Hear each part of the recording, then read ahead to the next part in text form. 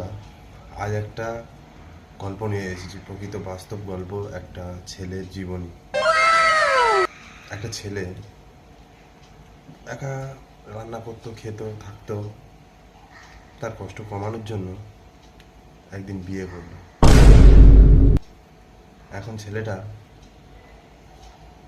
দুজনে রান্না করে খেতে হয়। তা আপনারা এখন বলুন, ছেলেটা কি ভালো আছে? একা ছিল ভালো ছিল, না এখন ভালো আছে? ও মা গো টুরুলা, ফোনটা রেখে তাদের রান্নাটা করো। आपने लापरवाही का नतीजा है।